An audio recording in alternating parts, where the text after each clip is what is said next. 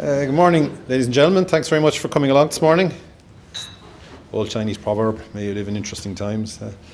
Okay, so the outline, just to go through what we're going to talk about this morning.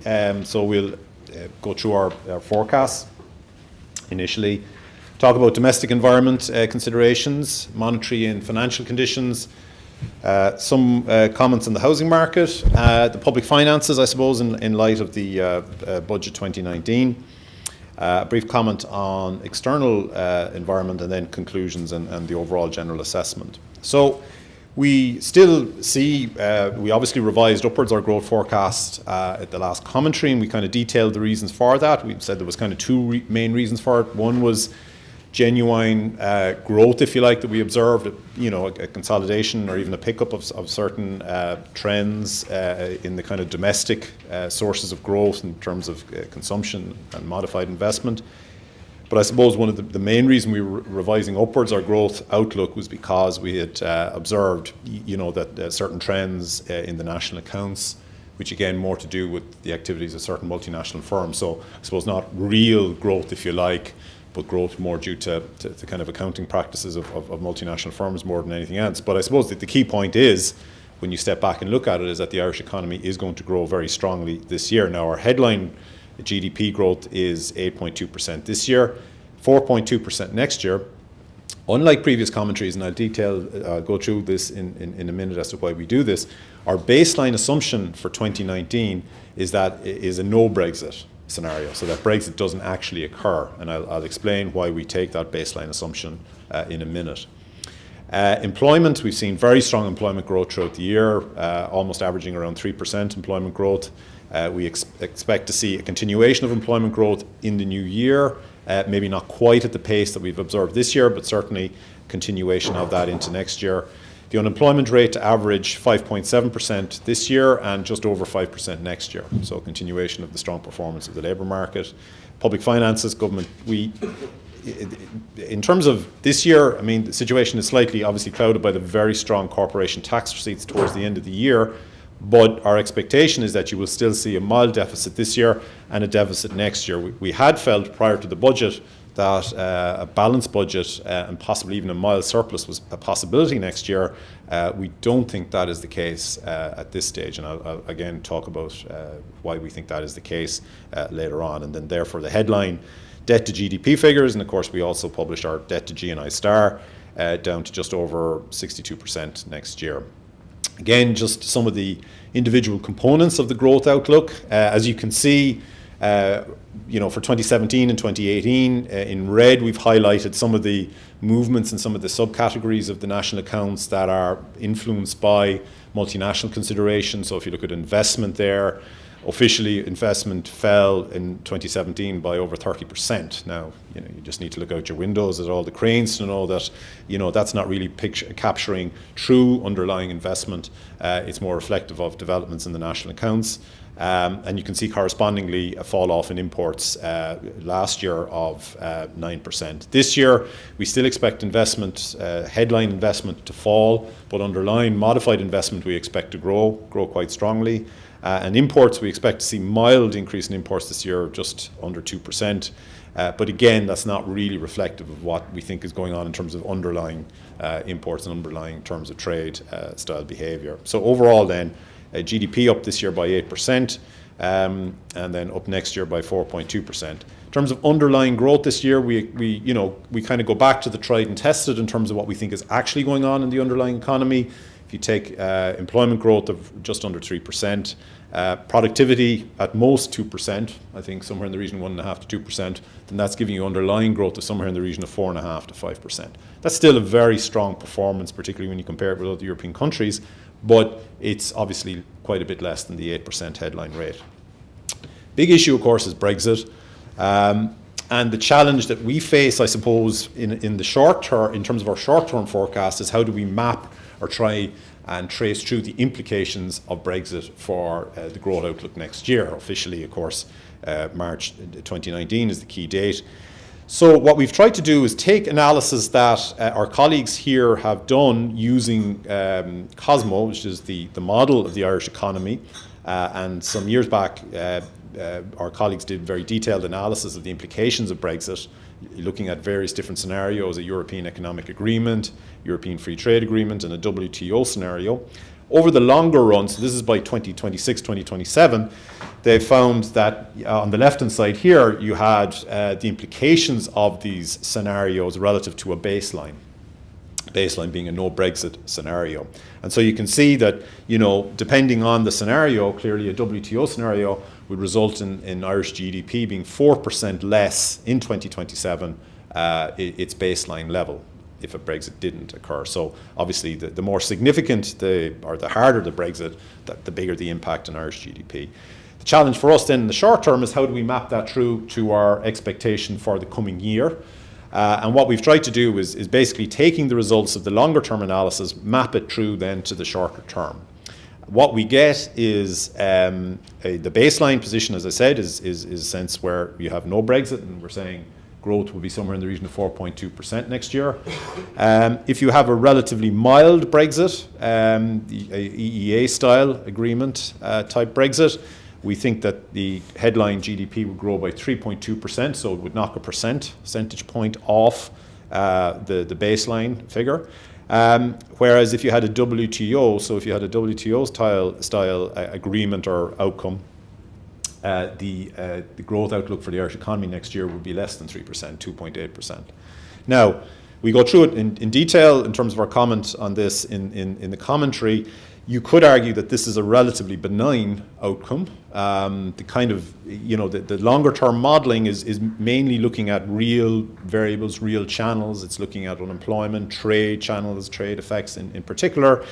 Of course, we know that in the short term, all sorts of factors come into play. Sentiment tends to play a very strong role, and it's very difficult to quantify and capture the full effects of issues like sentiment, exchange rate fluctuations, which can be very volatile, as we've even seen the last day or so. So, if anything, these results are maybe slightly on the benign side in terms of what they're suggesting, but what they do indicate is that even in the short term, Brexit can have quite a big impact on the growth outlook. And obviously, as the years go by, that impact accumulates in terms of resulting in fewer jobs in the longer run, less economic activity, and ultimately then less resources available to the state to address the various different issues that are obviously there at the present time. So I'll hand over to Conor now, who'll go through the housing and the monetary and financial sections. Thanks very much, Kieran, and welcome everybody to the last QEC press briefing for the year, and Merry Christmas to you all and best wishes from our side. So I'm going to talk through the domestic economy, so consumption, investment, then make some very brief comments about the macro financial environment, as well as some short points on the housing market to just contextualize activity in these various different areas. So starting with consumption, obviously very strong consumption growth was a hallmark of the Irish recovery. You can see this chart here, the blue line is the year-on-year growth in consumption. There was very, very rapid pickup in household spending, 13, 14 into 15, and that kind of moderated as the worst aspects of the recovery kind of tailored down and the economy transitioned to a more normalised path. But we have had some increase more recently. So, however, there's kind of two countervailing factors at play here that we've noticed in the last couple of months. First of all, obviously, real wage growth has kicked in, which is going to be supportive of consumption. Obviously, the labour market performance has been very, very dramatic and very promising, and that has led to kind of tightness, a little bit more tightness in the labour market. And you can see real earnings are increasing, so households are seeing a little bit more income with which to make expenditure decisions. However, if you look at the softer indicators, so we produce a consumer sentiment index with KBC Bank on a monthly basis. If you look at the last three consumer sentiment indices, in particular the September-October figures, they were down. They were quite subdued, actually.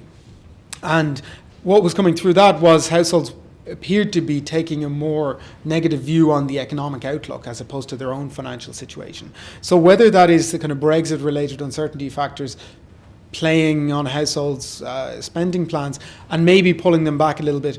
This might suggest a slight sluggishness towards the end of this year in consumption, but certainly countervailing that is the very strong labour market performance and the rise in real earnings that we've seen through the year. Okay, moving from consumption to investment, as Kieran said, we had this. Obviously, for 2018, we are forecasting a decline in investment, but that's because of the continued reduction in the investment in intangibles from the multinational sector. So we had such a big increase in 2015-16 that has just fallen down again. But when you look at the underlying investment position, we do see very strong capital accumulation domestically. And that is driven both by the continued expansion of the construction sector, both commercial investment activity in the housing market and residential activity have increased quite considerably, and we see that continuing into next year. We've done a couple of pieces in the commentary which also looks at investment in machinery and equipment and transport equipment, which are kind of more real economy type investment items, so the type of assets that SMEs or other companies would be accumulating and are required for their day-to-day operations. And we see quite strong growth both in those cases still. It's tapered a little bit in the last say 6 to 12 months in terms of the growth rate, but still quite a strong accumulation of those assets as well. Focusing on the investment in construction, we've put this chart up to just kind of benchmark where Ireland is relative to other economies. So what we present here is the total investment in dwellings on a year-on-year basis, comparing Ireland and the European Union, including the UK, and separated out the UK. So you can see very, very strong investment in Ireland in the construction sector, well above rates seen internationally. What's interesting is you can see in the UK there's been a fall off in dwellings investment, certainly in 2017 into early 18, and that has also been mirrored somewhat in the European Union. You can see that kind of slow down more recently, but still very, very strong investment in dwellings in an Irish context. And I guess underlying that, as we had in our previous commentary, we are forecasting about 18,500 housing completions next year, and going up to for this year and 24,500 for next year. So in line with our previous forecast, we haven't made any changes to that. As Kieran mentioned earlier, the labour market has been growing particularly strongly this year. Latest unemployment figures are down to 5.3%, and we forecast it to fall to 5.1% for the full year of 2019. Now, naturally, with these full year forecasts, it will be lower towards the end of the year.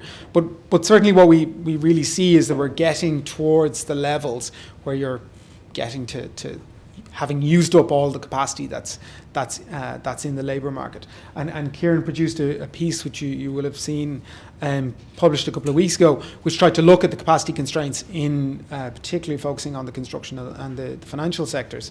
And the implication of that research was that with the continued expansion in the construction sector, we're going to need net migration, inward migration, to try and deal with some of the excess labour demand that we're going to have in the construction sector to meet the completions. But again, so we're seeing employment decrease by 3% in 2018, just over 3% next year. But with a growing labour force, obviously that allows us to moderate the increase in the unemployment rate. One of the interesting conundrums in Ireland, certainly for a small open economy like Ireland, is to the extent to which tightness in the labour market feeds through into rising prices. We certainly have seen some rise in earnings, but the question is, will we see that pass through into inflationary pressures at some point? So we included this particular chart, which we think is very interesting. So what this does is it puts a scatter plot of inflation on the y-axis here and the unemployment rate on the x-axis, and this points all time since 1998 to present.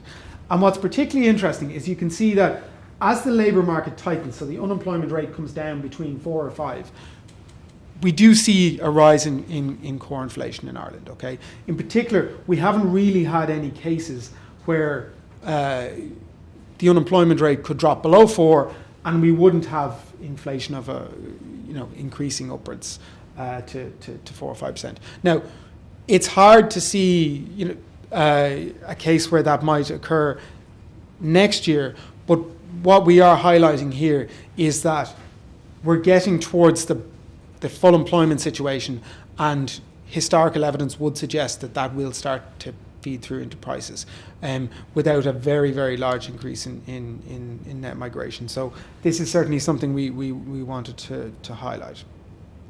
Okay, so let me just make some brief comments about the monetary and financial environment. Two of the series that we monitor quite closely are new mortgage lending, given both its importance for housing market activity, but also its implications for financial stability, and lending to SMEs, which are employing 2 in every 3 workers in the business economy. Again, we're seeing very strong growth in mortgage lending and in SME lending activity. So a normalisation of the banking sector is certainly occurring, and flows of new credit are coming in to the sector. Again, we've said this for a couple of commentaries. We're having double-digit increases in lending. That may be okay when you're coming from a very low base, but at some stage we want to see that coming down, because obviously if you've got very rapidly growing credit, that can lead to vulnerabilities building up over time. So it's good to note one thing that we've highlighted from the previous commentary. What this chart looks at is it takes total mortgage lending and it splits it out between all loans, which includes refinancing and equity releases, and then house purchase loans, which are the two red lines. Okay, the dark lines are the value of total activity, and the lighter lines are the volume of activity. So what we can actually see, so if you take the light red line, which is the change in the volume of house purchase loans, it's actually come back down below 10%, okay, for the last quarter, which is quarter 3 of this year. And that's an important development, okay, because what we can see is that had very, very rapid growth rates in 2016 and 17, but that moderation is a good thing in terms of the credit market kind of coming back towards more normalized growth levels over time. And it's also interesting that the difference between the overall market and the house purchase loans actually is the big increase in refinancing activity that we've seen in the market, and that's a good thing because it allows households to take account of any changes in interest rates from a competitive perspective. So there's some positive things happening in the market in that context. We just wanted to highlight again, obviously credit and house price spirals are one of the things that led us into the difficulties in the financial crisis. What we put up here is the positive correlation between house price growth and average new lending volume growth in Ireland. What's quite interesting is you can see the time points are stepping down over time. So as the housing market has slowed in terms of its growth rate, this has been associated with a corresponding slowdown in the new lending volume growth. So again, these markets coming down into single-digit growth rates is a positive thing in terms of their normalization. Okay, so let me just sum up on the housing market more broadly before I hand back to Kieran. It is a very large component of our domestic growth. We see completions up very strongly this year in terms of new supply. However, there is considerable excess demand still in the market, both in the rental sector and in the housing sector. And we do see some slowing in house price growth, but rents are still up strongly. So very, very strong domestic pressures on still through the excess demand in the housing market. Kieran? Cheers. Thanks, Conor. So just to finish off then and talk about public finances, as I said at the outset, we, like most people, we expect to see strong increases in tax revenues, tax receipts this year and next year. So next year we expect to see tax receipts grow by around 4%. However, that's not quite as strong as, for instance, what the government are expecting. And so therefore, we still think that next year there is the possibility of, or the likelihood is that there will be a deficit in the government accounts, whereas the government are forecasting a balanced budget. As I said, the difference really is that we don't expect revenues to increase as strongly as what the government does.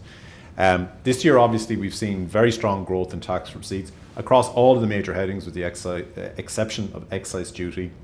But obviously, the one that has attracted most attention, I mean, in terms of underlying growth, the fact that income tax is up 6.5% is a very strong indicator of, if you like, the underlying performance of the economy. But obviously, the increase in corporation tax receipts is one that has attracted a lot of attention in the last couple of months. And I'll just go through a little exercise that we do in the commentary to highlight the significance or the sensitivity of the underlying government position to corporation tax receipts, because it is very important. And I suppose the concern is that, back in at the height of the Celtic Tiger, we saw a surge in government revenues. And it turned out subsequently that a certain component of those revenues were what we call windfall receipts, essentially that they were very heavily reliant on what was going on in the property market. Again, the concern is that some of these increases in corporation tax receipts maybe have a strong windfall component, in the sense that these are not kind of sustainable increases that we can expect over the medium term, and therefore there's implications there in terms of basing kind of current expenditure on the back of those windfall receipts. But nonetheless, the overall position is that we expect public debt to fall to 62% of GDP in 2019, but that's still over 100% of the GNI star, which is used increasingly, and you can see the difference between the two here. Debt to GDP in the dark blue line falling down to just over 60%, but debt to GNI star, a better indicator of underlying economic activity, is still over 100%. So in terms of, as I said, just summarising there, I mean, in terms of the commentary, the position we took on the budget, before the last budget, we said that we felt on balance the budget should be a neutral budget. Some people were calling for more of a contractionary budget, if you like, to aggressively look to build up budget surpluses.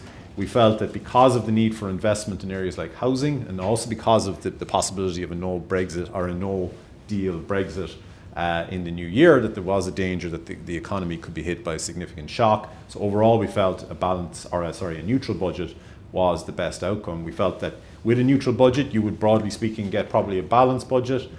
Overall, the budget, was probably a little bit more expansionary than what we would have suggested, and as a result, we feel that, in terms of the headline indicators next year, we had felt that a balanced budget was attainable next year, but now, given the increase in expenditure envisaged, particularly on the capital side, it's more than likely that you will have a deficit. In terms of the windfall gains and the possibility of windfall gains in the corporation taxes, this is a little exercise that we do in the commentary.